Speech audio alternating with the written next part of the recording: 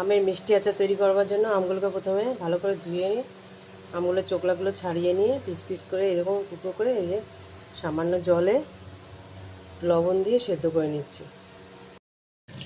আমের মিষ্টি আচার বানানোর জন্য এই একটা মশলা তৈরি করে নিচ্ছি।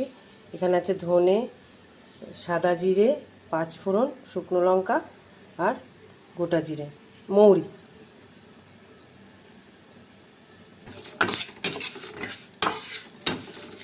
ফ্যানের তলায় ঠান্ডা করে নেব, তারপরে মিক্সিতে দিয়ে গুঁড়ো করে নেব। এইদিকে আমটা সেদ্ধ হয়ে গেছে, এই যে নরম হয়ে গেছে। এবার জলটাকে ঝরিয়ে নেব। মিক্সিতে গুঁড়ো করে নিয়েছি। এবার কড়াইতে সর্ষের তেল দিয়ে দিয়েছি সামান্য। এটা ভালো করে গরম হয়ে গেলে পাঁচফোড়ন, সামান্য এই পাঁচফোড়ন ফোড়নে দিয়ে দেবো।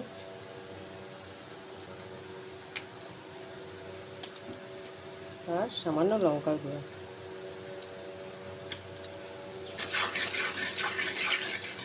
এবারে আমগুলো দিয়ে দেবো।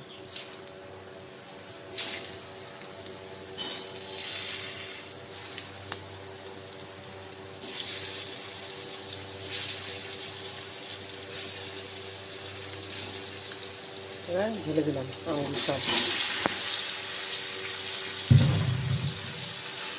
এবার ভালো করে নেড়ে নেব।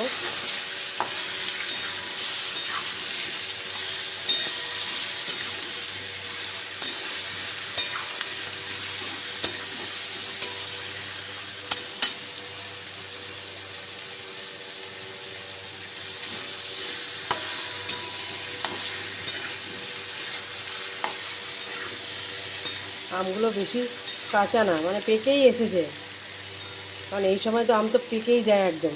কাঁচা আম আনতে বলেছি, আনতে আনতে একদম ওনার লেট হয়ে গেছে, সব পেকেই যাচ্ছে এখন আমগুলো।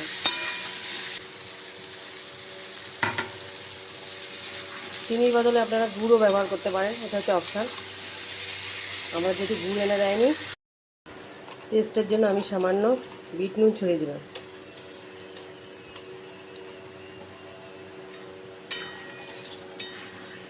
খেতে দুর্দান্ত হয় এই আচারটা। এবার মশলাগুলো ছড়িয়ে দেবো। যে মশলাটা আমি তৈরি করে রেখেছিলাম, সেই মশলাটা দিয়ে দেবো 2 চামচ।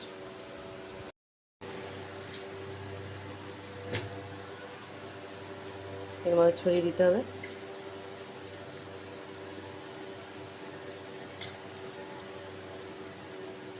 আগে এটা জারে ভরার আগে যেটা আমি করি, কিছুটা ভিনেগার দিয়ে দিলাম যাতে নষ্ট না হয়। আর